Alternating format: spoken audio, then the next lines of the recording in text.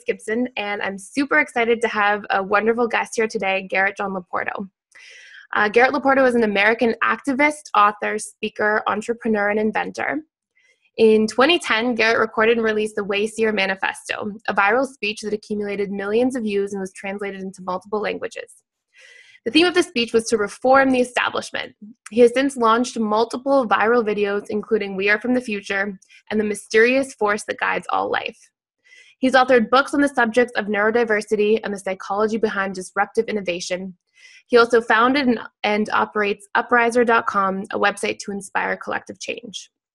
He has worked for Microsoft Research, United States presidential campaigns, and was the founder and chief executive officer of a tech and media company.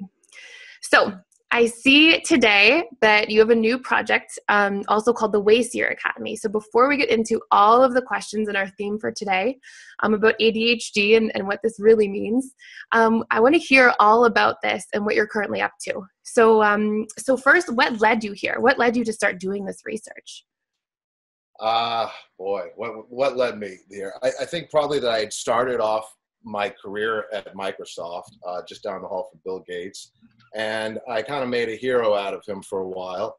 I thought he was just, it's like he was a role model for me. And the more I got to know him, I got to go to his house and hang out with him. And the more I got to know him, the more I realized this guy's, like, all the best qualities about this guy are the things that I got punished for in school. Wow. So he was a risk taker. He was impetuous. He would interrupt people. He would say, "That's the stupidest thing I've ever heard."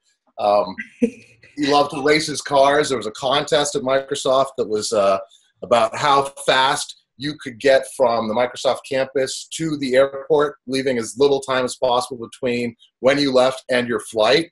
Bill Gates held the record. These are things, yeah.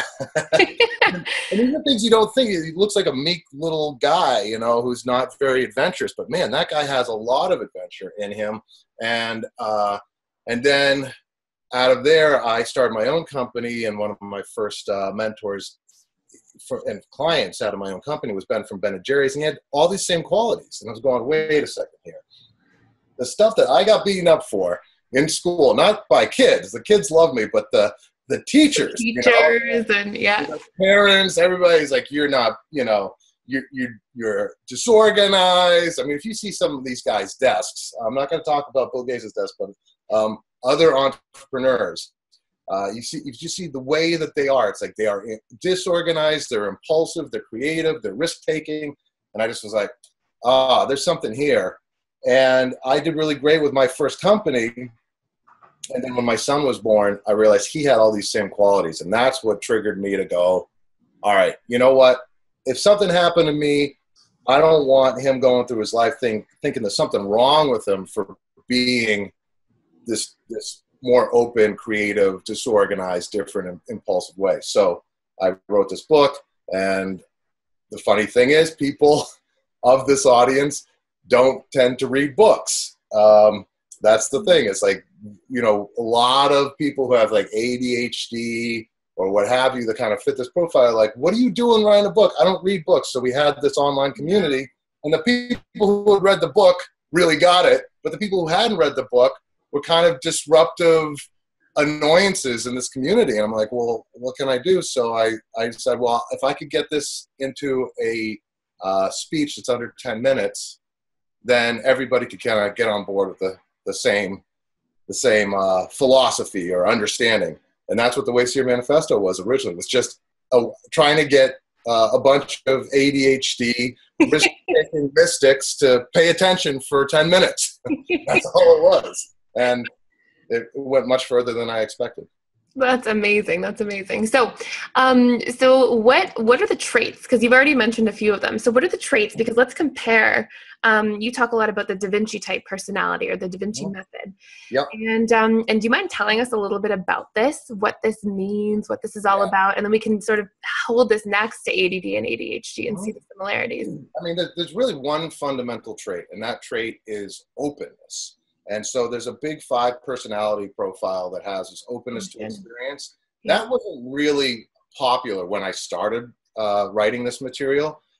So I deal with things like the Myers-Briggs personality profile and other ways of describing it. But really the best description is that you are much more open than others. And you're not just open from a pure personality perspective. When we think of personalities, we don't think of personalities as hardwired.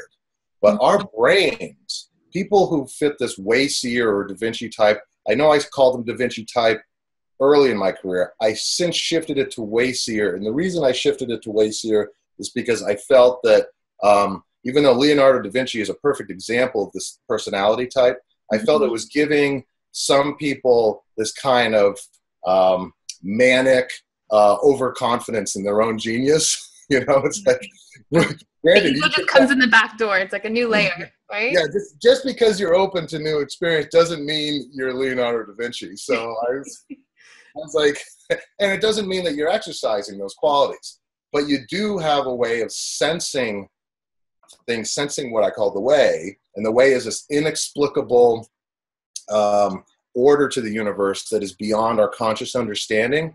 And when you are not neurologically repressed, which means your brain isn't actually hardwired to take unconscious ideas and unconscious thoughts, unconscious feelings, or subconscious, and keep them out of your consciousness, meaning like you're not consciously aware of some of the stuff your brain is doing, that would be called neurological repression, right? So your brain is like, close the door to your subconscious. And all the impulses, all the things that are sort of trying to bubble up, essentially. Yeah, exactly. So people who you would call mystics or psychic in some ways, or great artists, that they see things that others don't, or pioneers, visionaries. All of that is like you're able to sense something that other people don't ordinarily sense, and where that sense comes from is your subconscious, unconscious mind.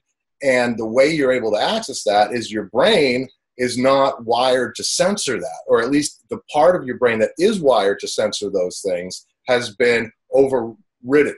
And that's what the Wayseer Manifesto sort of talks about, is that the dopamine receptors and the dopamine structures in your brain actually have overthrown the Gestapo of your mind. And the Gestapo is basically the censoring agents that are in your prefrontal cortex, that when some inappropriate or non-socially condoned or sort of different thought could creep into your mind, if it doesn't fit the social programming, 9 out of 10 people's brains will just shut it out. They won't even realize that happened. They won't even realize they had that thought.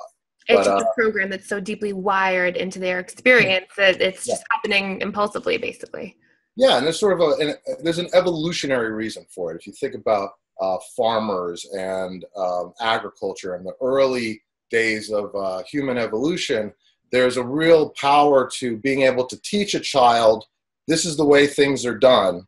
And that child basically takes on those teachings and operates like a robot and does the farming each and every day, does those chores each and every day, doesn't question things, doesn't go running off the cliff or chasing the saber-toothed tiger or whatever. It's like they're taught a certain way of doing things that have been evolved over thousands of years, and they conform to those, and they never think outside of those teachings. So that's like a socially programmed robot, if you will.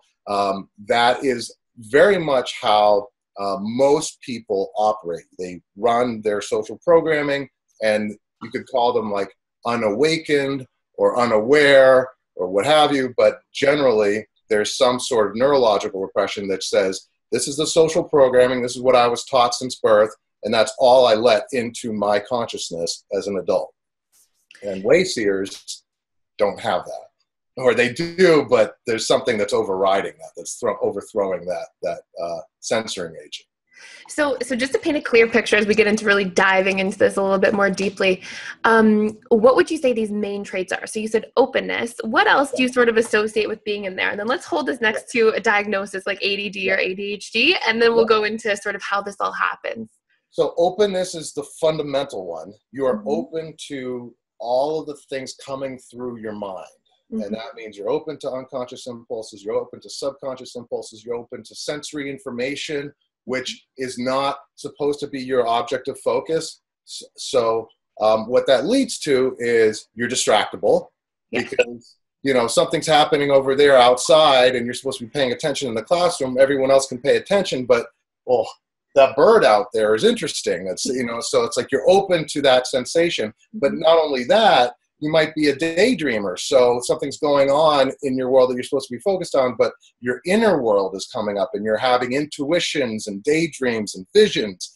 And those things are distracting you. So distractibility is a huge one. But another one is impulsiveness, because the same doorways that are open to allow you to receive the sensory information are also open to your impulses. Yeah. So a lot of impulses, which may be primal impulses or creative impulses or any kind of impulse, can get through those censoring agents, and now you're impetuous and impulsive. And what does that mean? That means you're more open to really wonderful, fantastic feats of spontaneity, meaning those, you know, creative tremendous insights and like fighter pilots, great athletes, great artists, that person who can go on stage and like almost make miracles happen because they're like willing to like be spontaneous and interesting, hilarious comedians.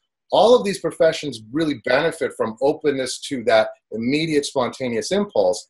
But the downside of that is you can't stop those impulses easily, and therefore you are open to all kinds of addictions and sort of the baser impulses that most people can sort of shut out.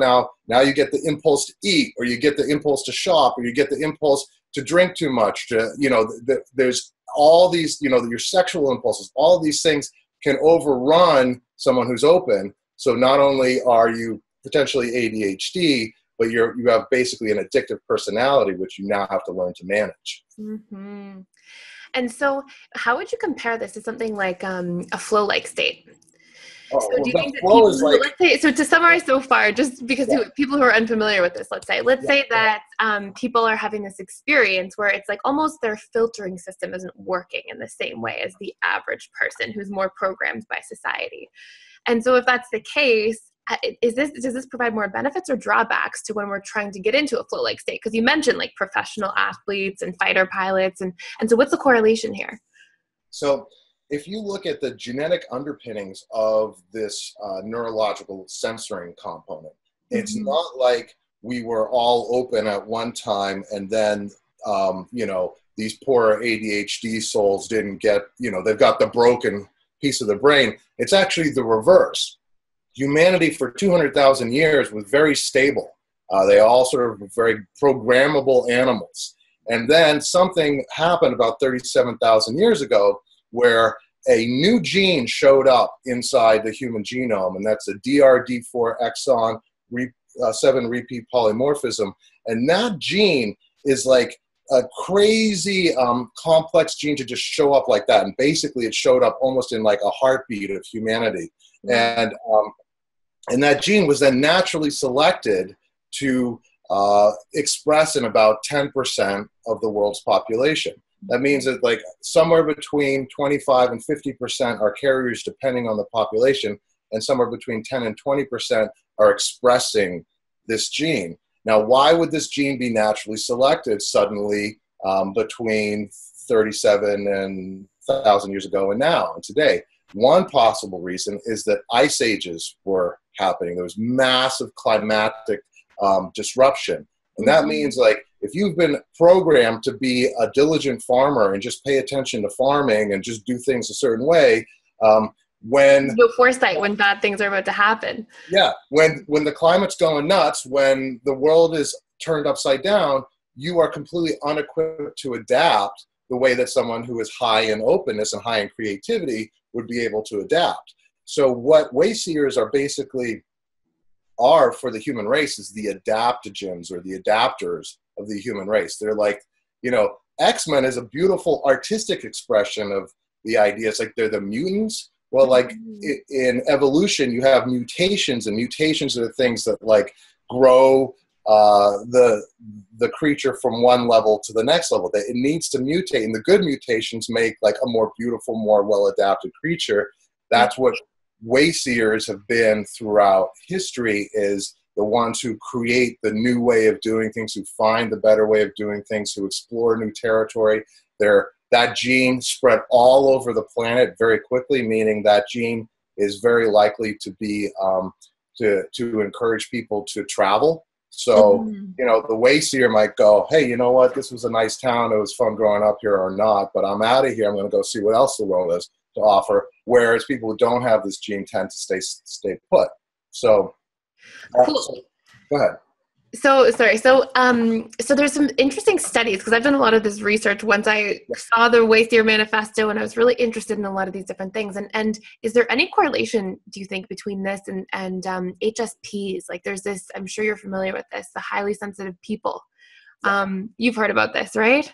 Mm-hmm. Yeah. So to give people watching this a background, if anybody hasn't heard of this, there's something called highly sensitive people, and it was Dr. Elaine, I can't remember her last name now, but she discovered this a genetic trait as well, and it affects, she says, 10 to 20% of the population, and it's characterized by depths of processing, like really processing things deeply. It's characterized by being very sensitive to stimuli, to emotions, very empathic. And do you think there's any correlation between this and the Wayseer trait? Yes, because it's openness. It's like if you're going, you know, the openness is a valve. It's an opening in your brain that allows more information in. And so someone who is insensitive that's closed. It's a very narrow focus, and that focus tends to be what you're supposed to be doing. But when it's open, now all kinds of new sensory information can be coming through, and you can be overwhelmed with sensory information. That's what sensitivity is. So the other interesting thing is, what are you sensitive to? Like the highly sensitive person that you just described might be very sensitive to noises or sensations or emotions, but that's just where your particular consciousness is focused. You could have your consciousness focused on ideas and then be highly sensitive to ideas. So like an Albert Einstein would be someone who's highly sensitive to ideas, or you could be someone who's highly sensitive to a kind of vision or a kind of sensitivity to the way like a device should look and feel. And that would be like Steve Jobs is just like super sensitive to the way things feel and work. And, you know, that was his genius. And so there's all kinds of ways that your sensitivity can manifest. And like you said, empaths, someone could be very sensitive to a kind of sensory information that most people aren't tuned into. Wow. So from your perspective, what percent, as sort of a rough estimation, what percent of really entrepreneurial, really creative people who are sort of pioneers of new ideas and creating massive change, what percent of these people do you think are DaVinci types or Wayseers, as you? I think basically all of them.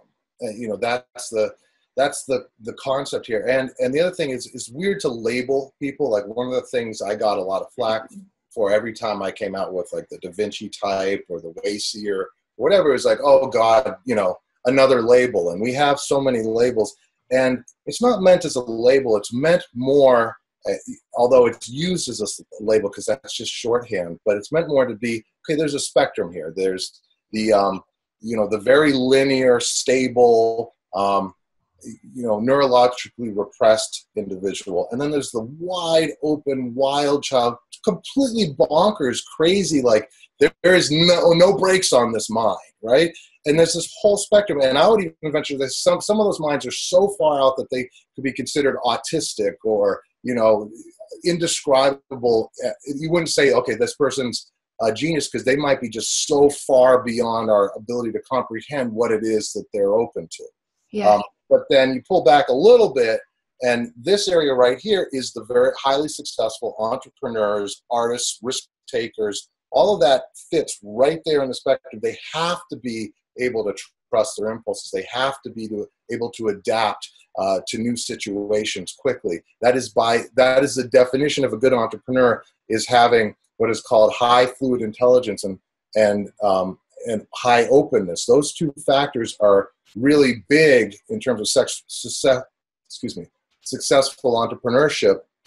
Some of the top VCs will talk about things like the courageous genius or relentlessly resourceful as a description of an entrepreneur. Well, let's look at what that means. Like relentlessly resourceful means you're open. Like you're open, like, okay, I'm not just going to be limited to this one way of doing things. If there's a way to get around this wall or this issue, they'll do it. That's resourcefulness. And relentlessness is that you've got these, you've got this sort of inner drive, this inner vision to keep going for whatever your vision is. And that is something that is almost dictated by this neurological predisposition. Openness. Yeah, exactly. Yeah.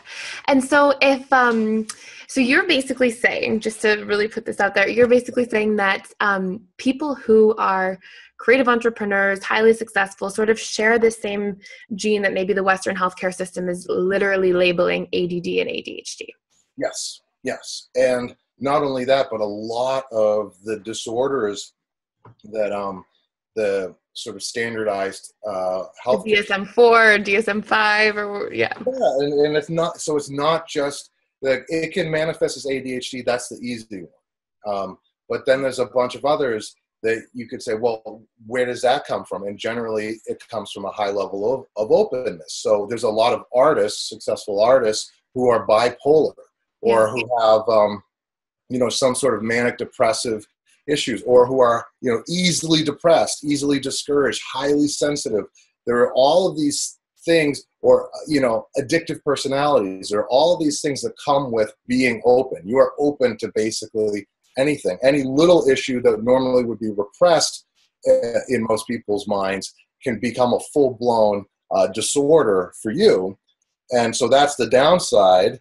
And then the upside is like, well, you could become a highly successful entrepreneur with these strengths and these talents. You could become an incredible artist with these strengths and these talents if you don't destroy yourself first. Absolutely.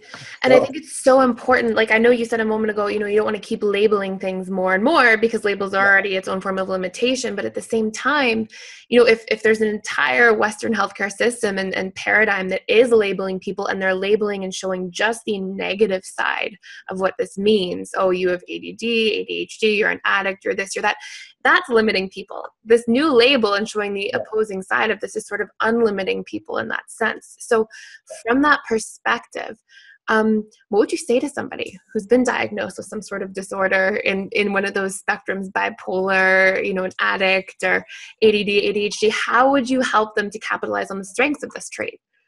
Okay, well, the first thing is like the Wayseer Manifesto. That's what I would say to them. That'd be the first 9 minutes of what I would say to you. Just go watch that. I might not sing to you, but I would say a lot of those things. And the other thing is to realize that it's not just like, okay, we don't have this new conspiracy of medicine to suppress us, although we do. This isn't a new thing, because before there was medicine to say this is a disorder, this is wrong, these people were considered to be troublemakers and misfits. And our education system is based on a German education system. Yeah. And that German education system... The Industrial Revolution. Sorry, go ahead. The German education system was designed to shape the will of the population so that they would be good factory workers and good bureaucrats. Mm-hmm. So it's like basically teach people, instead of working for their inner passion or sort of the simple income or inner motivations that people ordinarily work for. They said, no, we need people to work for merits. So we can hand out,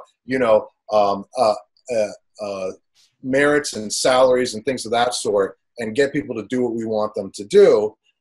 And that's why people work for grades, So all of a sudden you have this thing where it's like, instead of, in ordinary life, if you get things right 1 out of 3 times, you're doing really good. Like if you try something and it happens and works 1 out of 3 times, like that's a really good ratio. That's batting average of 300 is a good batting average. That's 1 out of 3 times, right? Yeah. But in education, it said, nope.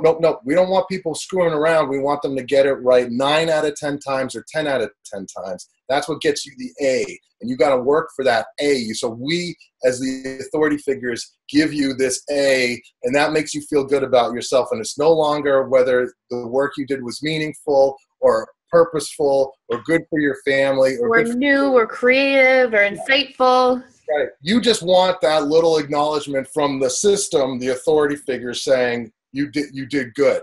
And that's what that system was designed to do. The problem was, and they actually say this in the documentation of this early education system, it's designed to shape the will of the 9 out of 10 who can be shaped. And then those 1 out of 10 Wayseer misfits, it's designed to break their will, literally break them. Like, we do not want these people as functional in any way. We want to destroy them. And the reason we want to destroy them is because they're the revolutionaries. They're the ones who could start a riot in the factory, start a demonstration. Total upheaval of our entire system could happen because of one of these people. And that's what we celebrate in the United States when there's a successful one. We have someone disrupt an entire industry, and we're like, woohoo, hero, right?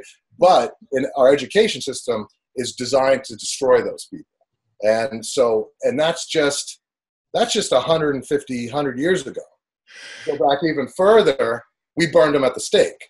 So it's like there is this sort of millennial long, go all the way back to the days of Christ, nail them to a tree. You're saying something that does not conform to the ways our society is set up, we're going to destroy you in one way or another. Right now, we've got the medical system telling all these kids that they're disordered. They're not disordered.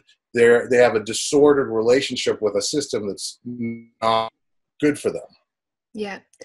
And so what do you think this is based on then? So just, it's based on essentially people who are in power wanting to maintain that power. And so they develop systems to repress people who could threaten that possibility. Is that correct? Right. And industrialization. So we entered an era where we needed factory workers. Yeah, factory workers and bureaucrats, people to just follow the system that they were given. Yeah. And so 9 out of 10 people in Germany could follow the system that they were given. That's much less in the United States. We happen to have a population that is highly concentrated in this creative gene, this DRD4 and other creative genes that change your dopaminergic system and cause you to be more open. We have, through natural selection, developed a population that's highly concentrated in this because all of the people, every sort of country that went through some sort of crisis or even a ability to, the most pioneering, adventurous ones said, I'm going to go chase the American dream. And they would get on a boat, they'd leave their families, like they would leave everything they knew for this potential. And this kind of attitude of doing that is highly Wayseer-like or highly open to new experience, obviously. And so in the United States, I would say that, up to 25% of our population can exhibit this proclivity for being more creative, being more entrepreneurial. That's where American ingenuity comes from, is that tendency that we've naturally selected as a country, being this melting pot of all the immigrants and explorers and pioneers who decided, I'm going to chase that American dream. I'm going to leave everything, including a lot of my family, behind to do it. Yeah, it's amazing. And so what do you think about people who, let's say, so from how you're describing this, it's like people are wired in a natural way, like people are supposed to be more open and more sort of whole and open and explorers as children. And then we get programmed by society because we learn this is the way that things have to be, and your subconscious is programmed through that repetition. And so you sort of show up in this certain way. And then is it possible that people who may not have this gene mutation, is it possible that through trauma, through suffering, through really challenging experiences, it can actually develop openness in people, and they can sort of, and how would that work, or what would that look like? Does everybody have this access to this capacity or way of being? I believe everyone does have this access to the capacity and way of being. There's a couple things to keep in mind. One is the gene can be expressed or not expressed, and it's not just one gene. I speak about this one particular gene because it's very easy to look at all the studies that have been done on it. Yeah. But at the same time, that gene could be expressed, meaning that it's turned on and it's affecting you. So if you were previously a carrier, sorry for interrupting. So if you were previously a carrier, but you weren't expressing the gene, it can come to fruition that way. Is that what you're saying? Okay. Yeah, exactly. So I would say in the United States, I think 49% of of people in the United States are carriers of this gene. Wow. And then only about 20-something%, low 20s, are expressing it as a personality. So if you look at the intuitive personality type from Myers-Briggs, or the high in openness, you'll see that, you know, there's roughly 20% of the population is expressing this gene. Mm-hmm. Now, the gene tends to be expressed. The interesting thing about it is it can become expressed, like you said, if you go through a trauma. Now that is telling your body, hey, whoa, shit's not normal here. We gotta adapt. We gotta survive. We gotta get like really resourceful and relentlessly resourceful to survive. Turn on the gene, and let's run off the reservation and do whatever needs to be done. You know. Yeah. So that's one side of it. But the other side of it is, it's not purely genetic. Genetic is the underpinning for the natural expression of it. Mm-hmm. And, you know, wonderful folks like Timothy Leary, who stumbled across this little chemical you could take, and you drop some acid, and next thing you know, you're a Wayseer. So he realized, like, wait a second, everybody should become a Wayseer. And then Richard Nixon's going, dude, you are the most dangerous man in America, because we do not need our entire population just being wild, radical misfits, rebels, risk takers, artists, and entrepreneurs, because our society will just sink at the bedroom. Right. And I do think that that's possible. That, you know, if too many people are creative and there are not enough people to stabilize the system could just fall apart. So Richard Nixon was right, but also Timothy Leary was right. If you want to be creative, there are drugs that will help you open up, whether or not you've got the genes for it. There are drugs that'll just turn you into a Wayseer. Meanwhile, the medical establishment has also figured out that if you're a Wayseer and you're very creative and you can't pay attention in class, there are drugs that will shut you right down. Adderall, Ritalin, you name it. Even a strong Starbucks will get you to come right down, boom. And so the genetic underpinning, all that's doing is changing the way your mind, brain, body processes the chemicals that can either open you up or shut you down. But, you know, you could take chemicals, and we do every day. You know, if you're drinking coffee, you are taking a chemical that shuts you down a little bit, helps you focus. If you smoke weed, take LSD, whatever, do some shrooms, it's like, now you're opening. So it's like there are chemicals that can do it too. So, yeah, have fun with that. Yeah. So the way the Western healthcare system works now, you know, I know that in the DSM-5 a couple of years ago, there was a new diagnosis in there, and it was called objective defiance disorder. And I'm not sure if you've heard of this, but basically it was the idea that you now have a disorder and should be medicated if you show any signs of objecting too much to authority. What do you think is the intention behind this? Where do you think this is coming from? Well, so again, a lot of this is we've got this this education system where it is designed to beat the creativity out of you. And that doesn't mean, like, there are good teachers out there who want their kids to be creative. But all the testing and the entire way the system is set up is completely anti-creative. And so you're going to have the kids who are railing against the system, and so they're easy targets for turning that into some sort of clinical diagnosed disorder. But let me tell you another story about standing up to authority figures. There was a scientist by the name of Milgram who wanted to know, how the hell did Nazi Germany happen? How could millions of people get into line with the most atrocious genocide the world had ever seen? Like, how does this even happen? And so he devised this experiment where he would have subjects come in, and there was an actor who was pretending to be a subject who was strapped to electrodes. And the subjects would come in, and the guy in the white coat, looking all official and authoritative, would say, okay, I just need you to apply a shock every time they get the answer wrong. And each time you turn up the voltage a bit, you turn it to the next step, and you apply a new shock. So the participants would do this, And then the actor who's tied to the electrode, not really getting shocked, starts going, "Oh my God, I've got a heart condition. Please stop." And they're acting like these shocks are incredibly painful. And they're screaming. They're saying, "I've got a heart condition. You're going to kill me." And the participants would look to the authority figure wearing the white lab coat, and they would say, "Please proceed."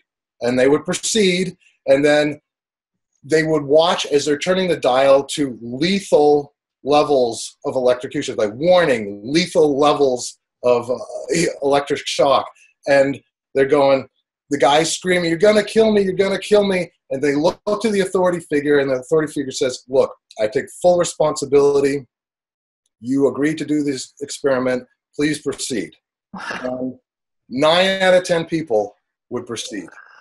And this was like, what? No one could believe it. So Milgram tried the experiment so many times, like, I can't believe it. He couldn't believe it, but he published the experiment. Other people around the world started doing this experiment, and it held. 9 out of 10 people, virtually everywhere, would continue with this horrible, you could basically get 9 out of 10 people to listen to an authority figure and kill another human being. It's like, well, okay, that's a big problem, right? So Milgram continued to play with this experiment. He said, well, what's the deal with this 1 out of 10 who won't do it? Yeah. So this 1 out of 10 is the Wayseer type. Yeah. They have the issue with authorities. Like, they say, listen, dude, you might be wearing a white coat, a white lab coat, and have authority, but I've got another authority that's in my heart, and my heart's authority trumps your authority, bro. I'm not doing this. Like, And they wouldn't do it. And so that was weird. But then he said, well, what happens when people are in groups? And so we'd have groups of a bunch of people all conforming.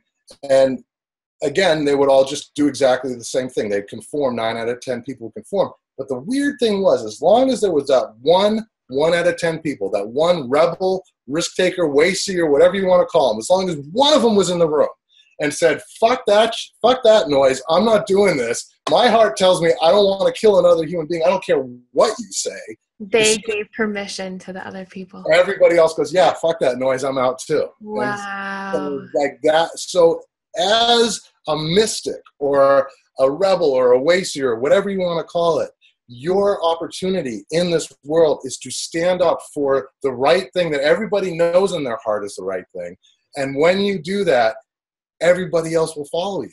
And that is what these change agents that, the wild childs, the ones that we're trying to say, okay, you've got, what is that? Was that what called the disorder you just brought up originally? ADHD? No, the oppositional defiance disorder. Oh, objective defiance disorder. Yeah, exactly. It's like you don't have objective defiance disorder. You just you march to the beat of your own drummer. That is a fantastic gift to have, as long as your own drummer is a good drummer. And that's the problem. That's the thing. That's why I changed the name from DaVinci's to Wayseers, because I feel like there is a higher intelligence we all have access to, a transcendent love, transcendent intelligence that we all have access to, and Wayseers can be open to that. Absolutely. And be amazing sort of heroes for society. At the same time, if your focus isn't on the light or the higher power or a higher love, if your focus is on self-gratification or selfishness or some kind of dark fixation, it's like you can be leading people towards that too, or you could be expressing a proclivity towards that is, beyond what would be considered a healthy limitation. And so there, someone who's got an objective or oppositional defiance disorder, they might be a potential hero for humanity, but they also might be a terrible criminal too, depending on where they choose to focus their energies. Absolutely. The bottom line is this person isn't going to listen to authority, but they need to find an inner authority, an inner authority that is true, transcendent, aligned with truth. That is the opportunity, and that's why I labeled this group Wayseers, because like you sense the way, and I call the way like the greater truth. Now, can you follow it? Can you be a way doer? Can you choose the light? And by choosing the light as someone who's highly rebellious, you will find the way that society is not aligned with the light or the truth, and help society align with that. Independent, all the authority figures will come down on you and try to stop you, but they won't be able to. And you will help everyone rise up to a greater level if you've got that devotion to truth in your heart, as opposed to some sick fixation, which is also possible with this high level of openness. And it's interesting because I think, having gone through different experiences myself, sometimes you can just have a problem with authority in general. And that might not be an accurate depiction. That might be its own problem or issue. I see a lot of people that might be characterized as the Wayseers that show up and maybe there's a nice authority figure, a kind authority figure, but right away there's a struggle. And so you want to make sure that your perception of these things is actually based on truth, as opposed to these own limitations that come up from having that experience in the first place, right? For sure. In fact, if you really think about in the Wayseer Manifesto, we talk about the Gestapo of the mind. It's the censoring agents. It's like the agents of the authority figure. The authority figure in the human brain is the prefrontal cortex, and the prefrontal cortex is programmed with society's authoritative rules, right? Yeah. And cultural norms and things of that sort. And so anyone who's got authority issues, in their brain, they're already fighting all the rules and social norms that their prefrontal cortex is trying to suppress them with.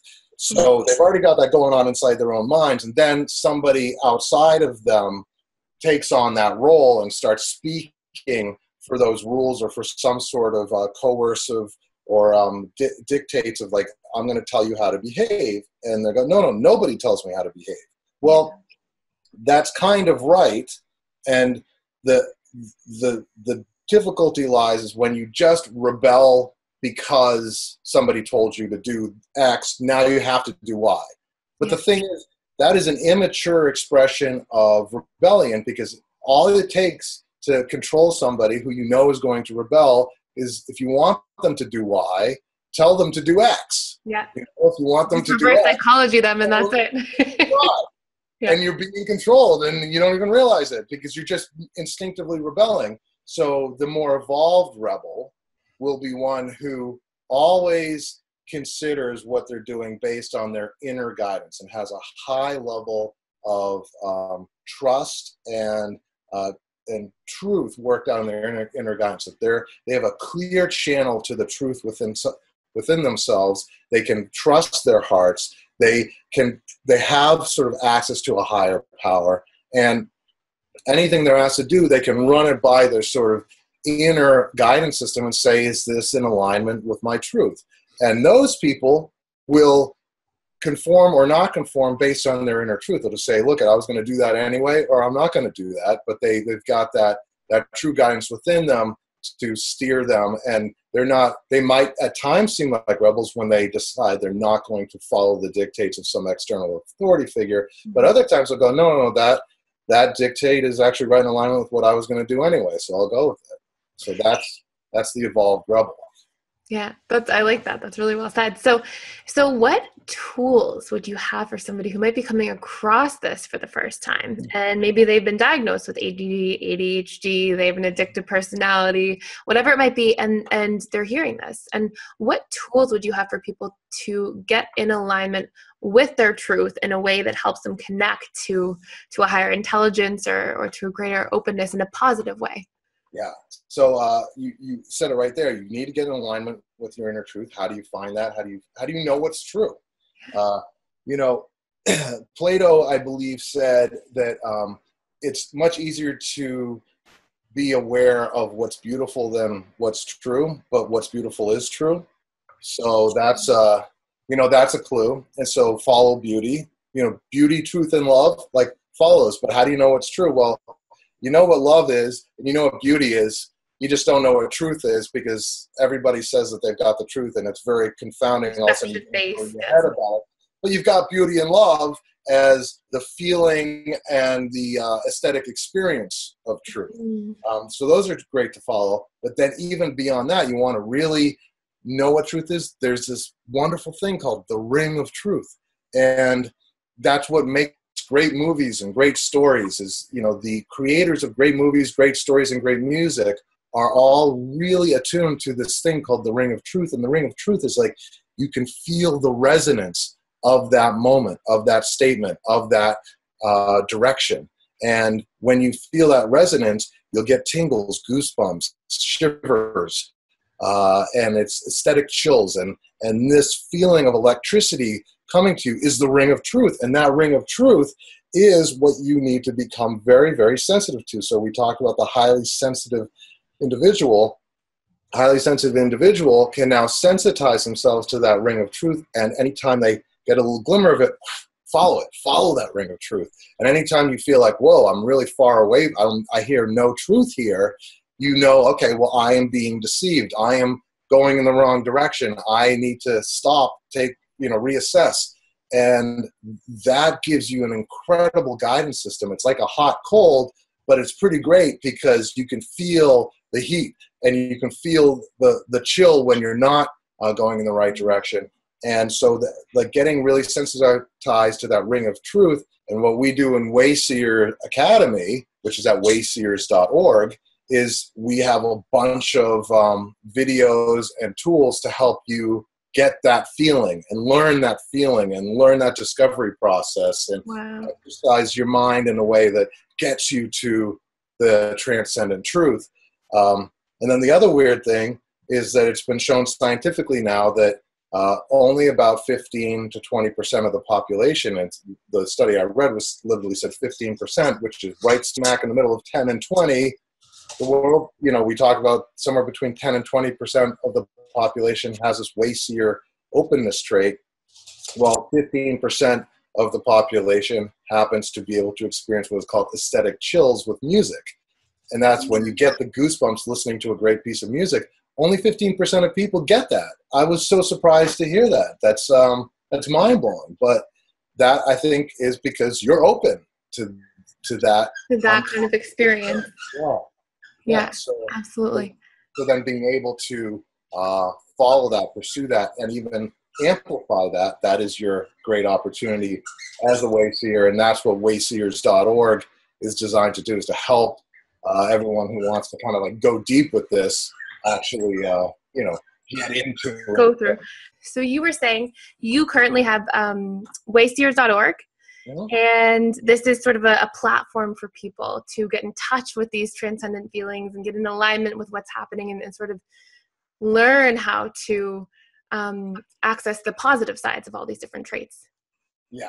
The ring of truth has also been, or those aesthetic chills that we were talking about, it's also been called frisson. It's frisson in French, but I don't like the sound of that, so I call it frisson. I think frisson sounds more like fission, which is kind of cool. So there's this feeling called frisson, aesthetic chills, what have you, that is that visceral feeling of the ring of truth. And many people who've watched my videos report having experienced that feeling. And the reason that they experienced that feeling is because that's what I am focused on chasing as I make the videos. And so it's like I'm pouring that feeling into the videos.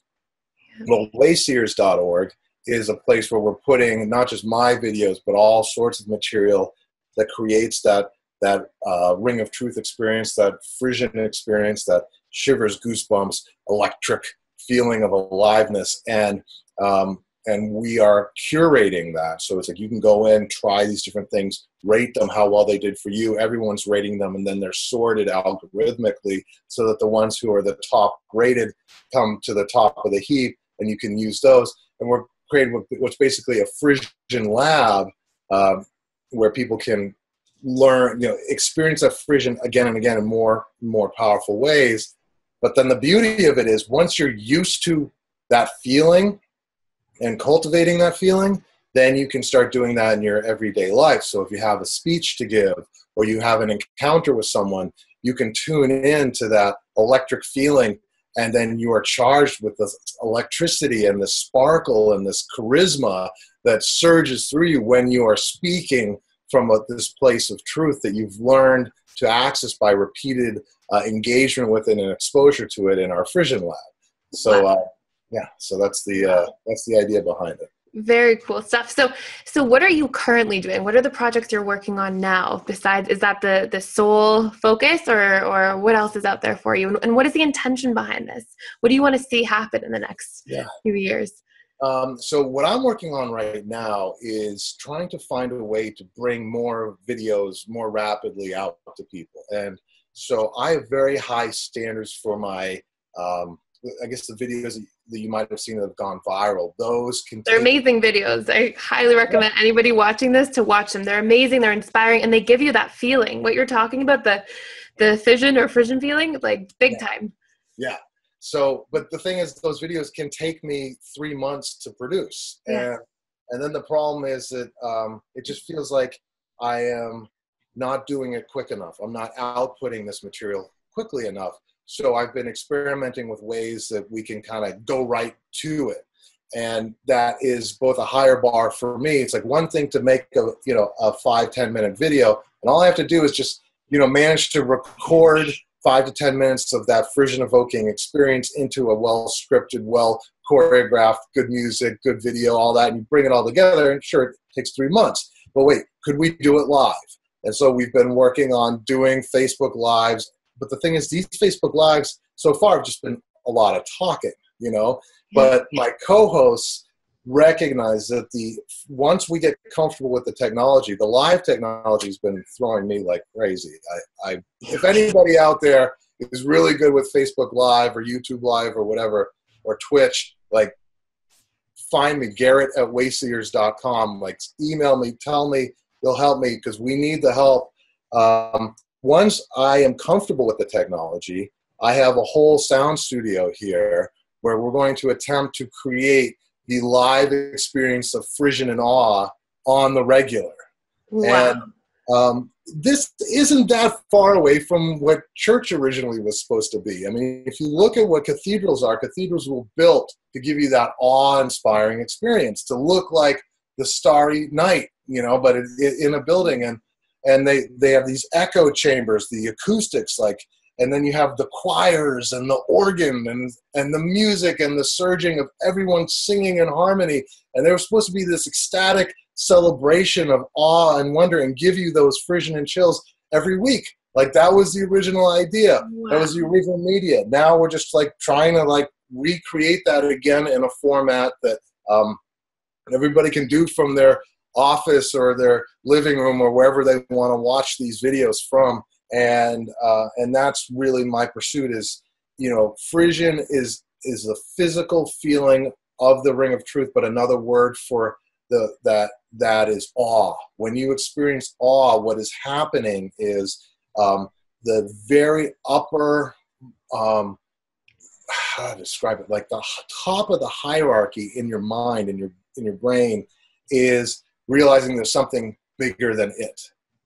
So the ultimate authority figure in your brain is open to a greater authority that's even beyond itself, and that's called self-transcendence. And that is the natural, awe is the natural response to the grandeur of the universe, the majesty of the stars and the universe. And we realize how tiny we are in this great cathedral of stars that we all live under. It's just go outside some night when the stars are out and you realize this is a cathedral of stars, and the awe that you can feel, the goosebumps, the Frisian you can feel, that's worship. That is, as far as I can tell, that is the worship that we are meant to exercise on a regular basis. And I believe when we do, there's all of these ideas about positive thinking and law of attraction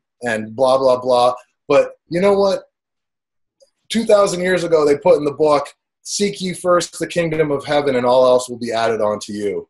And the kingdom of heaven is just go out under the stars, feel that awe, feel that Frisian. You are experiencing the kingdom of heaven. And when you experience that, now you're lit up, you're alive, and anything is possible through that aliveness. And I think that's where miracles happen. And I think that is really our opportunity. And that's what I'm trying to cultivate sort of in this next generation, Wow. which is, hopefully lots of live streams at least once a week where we can create that experience. Okay, so you were saying that we can have these experiences out of bliss, out of friction, instead of having to go through this experience of suffering in order to sort of break wide open to the way.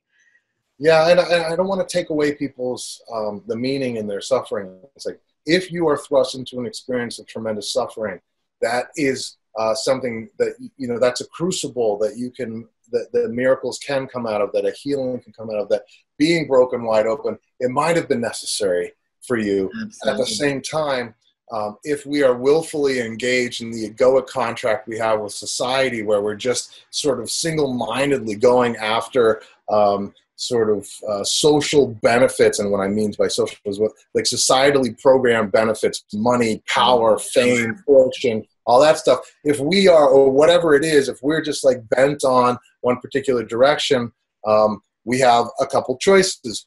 One is go with this ecstatic experience that I'm talking about, and that will melt you a bit. By experiencing this awe, it's like you are transformed by it. It is like rebooting your mind. It is like allowing the light to come in and rearrange your wiring. And that, I think, if you do that on a regular basis, you will come out of those experiences, and it could even just be a momentary experience. You could spend 2 minutes experiencing the ring of truth, and then you come out of it and you go, why was I so fixated on that? No, I think I want to go this way. And you won't even realize that you've completely transformed your perspective on life, but that it is a perspective changing moment. That's what awe is. It's like that highest authority in your brain realizes there is a greater truth, a greater authority, and all of a sudden that becomes the highest authority in your mind. And when that happens, all of a sudden new directions become possible, and new attitudes and new perspectives become possible, and a whole new life course becomes possible, which may avoid you having to go running headlong into a disastrous, horrible, catastrophic suffering experience is supposed to be the one that's responsible for breaking you open. Yeah, so both are possible. I think, some people can innocently just run into those experiences, and it's just part of their soul's path, and they have to go through those experiences. And then I think there are others, there are other situations where you could avoid that experience by having a devotion to this greater truth that will realign you with a higher path, a more graceful path, a way of learning all the lessons and having the sort of transcendent form of the experiences you're here to have, but in a more graceful, lovely, wonderful way. And that's what we're aiming to do here. Absolutely. And what I hear from this as well is that this is all stuff that already exists within us. You're not saying, go seek this figure, this authority. This is, no, get in touch with that feeling inside of you. Get in touch with your heart, basically. Yeah. And am I hearing that correctly? Absolutely. Yeah. Your heart knows the truth. Like, your heart is, it's easy for the brain to make up all kinds of weird fantasies and based on its programming or trying to get its subconscious needs filled or whatever's happening. Yeah, it's a computer full of rational lies, so like we've got like this rational lie machine here that's always going to like try to tell us, no, it should be this or that, and we want to listen to it because it's here to keep us safe. Yeah. Whereas this thing right here is here to be like the vehicle of our soul, and our soul might be here to crash into a few things, to have some wild encounters, to really break ourselves open to one thing or another, to encounter some, lifetimes old healing that needs to be done, or something of that sort. It's like, you have no idea where this guy is going to bring you, but it's going to be beautiful, and it's going to be amazing, and you're going to feel so alive when you're doing it, but it might hurt. And I think pain, if it hurts, that pain might just be breaking down what's up here. If it doesn't serve you anymore, maybe that pain is actually breaking down what's not supposed to be there in the first place. Right. Pain and pleasure, those are the deceivers, because we do so much to avoid pain and do so much to chase pleasure. But then if you look at the things that make you feel really good in life, Like, go to the gym. Like, I go to the gym and I experience tremendous pain. I put myself through tremendous pain, and it feels on a deeper level good, and I feel happier because of it. And life is like this gym where, you know, if everything in your life just went swimmingly and you had all the money you wanted and the perfect relationship and the perfect dog that didn't bark during your interviews or whatever, it's like, well, yeah, it might seem perfect, but it would be boring as hell, and you wouldn't grow in it, and there wouldn't be like the necessary juice of life, which is a combination of pains and pleasures that you can transcend to a higher truth that is like this orgiastic experience of awe and wonder. And that is, I think, what we have the opportunity to open ourselves to that, and then experience communion with each other in a way where we are sharing each other's pain, but in a beautiful way, and not in a sick way, but in a healing way. It's like, okay, you know, that weight is heavy for you to lift, but if we lift it together, it's kind of easy, and then we can toss that and move on to something more beautiful. Absolutely. That's beautiful. And so out of everything you've learned, from all the work you've done, all the, you know, I know you've written quite a bit, and what would you say the most important lesson is that you have to share with everybody today? I mean, I think I've been rattling on about it again and again, but it's that there is this transcendent truth, this transcendent love that you can tap into in a moment's notice. And you can get really good at it so that it's just right there. You can feel it, and all of a sudden, whoa, you're feeling the goosebumps, the shivers, and that's just the beginning of it. It's like a warm bath, right? Or like, what, you know, when you sit in a warm bath and all of a sudden you get all those tingles and goosebumps. It's like, what is that? There is a blanket of love, or a way that you can be sort of showered in this transcendent love that is available to you at any time. And not only that, but in your hardest, darkest moments, there is this transcendent love, this higher power that all it's waiting for you is for you to invite it in, to turn to it and say, help. I need help. Tech support. Help me, God. Whatever it is you need to say, you turn to that, and it comes right in, and it heals you in a way that allows you to extract yourself from whatever it is that's burdening you at that time. And miracles happen through it. And I've experienced those miracles, and it feels to me a lot of the times, because my life is also a rocky road because of the choices I make. You know, I've got these weird convictions that keep making me go in these weird directions that has made my life very difficult at times. But one thing that's gotten me through those dark moments is being able to turn to that light. And it not only not like praying to some invisible character that you hope is there, it's turning to a source of love that actually answers you immediately. You can feel it answering you. Mm-hmm. And then not only answers you in the moment in terms of that feeling, but then gives grace to the rest of your day, week, month, year, because you turn to it and it filled you with some kind of new inspiration, new thinking, new genius, what have you. It's all there for you, waiting for you just to open to it. And do you think that we can ultimately get in touch with that thing and stay there? Only if we want to. And the trouble is wanting to. Like, I don't go wanting to override all this stuff up here in order to sort of stay there, in a sense. Yeah. I mean, there's the ultimate human vice is the desire for control, right? So that's like the cardinal sin or vice or whatever. And that desire for control is driven by our egos and our sense of separation. That's this at bottom, we all are met with the horrific fear that we're unutterably alone. So that there's this mad idea in each of our minds that we're alone, and the only way that we're going to survive is to be in control of our environment. And that is at odds with this transcendent love that says, you're taken care of. We have you. Just go with this grace.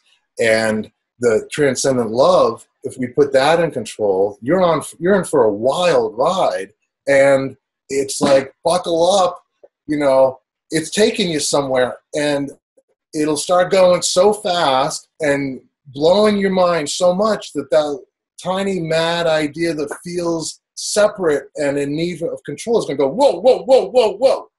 No. Not liking this. I need to be control here. Get me out of this. Put the brakes on. Let me out.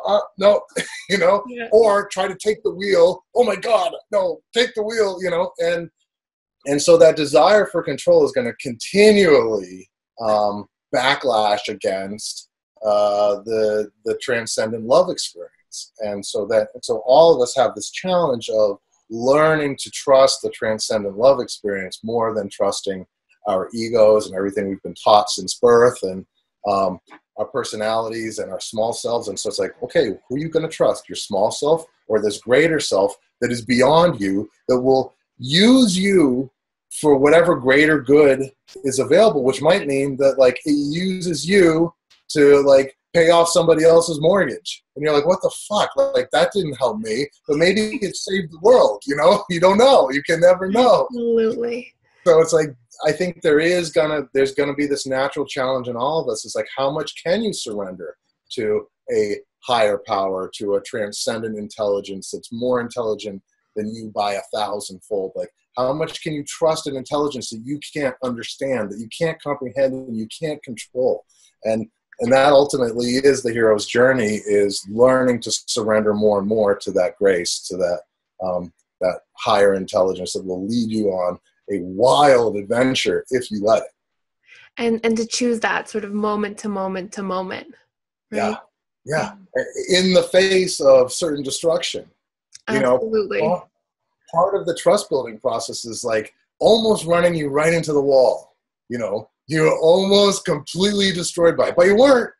You got, miracle happened. But now, if you do that enough times, you might learn to trust it. Or you might learn that every time there's like massive destruction, something beautiful is born from it. Yeah. Right? Yeah, it'll carve you out. It'll carve us all out. And I think all of our opportunity is to keep surrendering to that in greater and greater ways. And I think that's why we do make heroes of our rock stars and our comedians, and anyone who expresses a high level of spontaneous surrender, especially in front of a large audience, because one of the greatest fears, more than death, is speaking in front of people. So public speaking, more people are afraid of that than dying. I know. Okay. Yeah. And so if you take somebody who gets in front of thousands of people and then takes a huge risk where they don't even know where they're going, they're just following that transcendent intelligence, that transcendent love, and they're doing that impulsive thing, and they're expressing that impulse, and it could go really bad or really good. Like, we celebrate that when we see somebody do that and it goes really good. And I think we even have respect for those who we watch do that and crash and burn, because, like, well, at least took courage, Absolutely. But there's something in all of us that recognizes that heroic opportunity we each have to surrender to this greater intelligence that can take over our minds at any moment. As long as we surrender to it, it will not force itself on us. Love won't come uninvited, but we can surrender our minds to love anytime we choose. Absolutely. And I love what you're saying, because those people, they unconsciously give us permission to do that. Those people who are surrendering so much, it's like they put you in touch with a part of yourself that everybody has available to them, right? Yeah. That's beautiful. Okay, well, thank you so much for this interview. This is amazing. Where can we find out more about you and your upcoming projects? Where can everybody stay in touch with you and get in touch with this vision? Wayseers, Wayseers.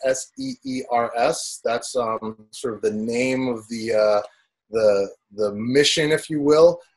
So we have a Facebook page. We also have wayseers.org. And then my name is Garret John LoPorto, and you can find me. I don't know where you can find me, but if you do find me, be nice. And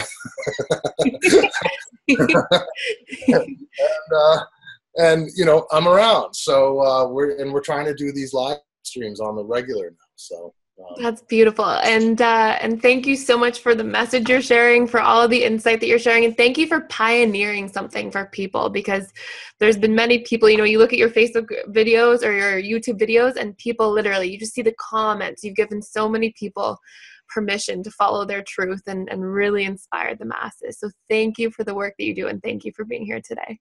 My pleasure. Yeah. Great talking with you. Great talking to you too. Thank you. Okay.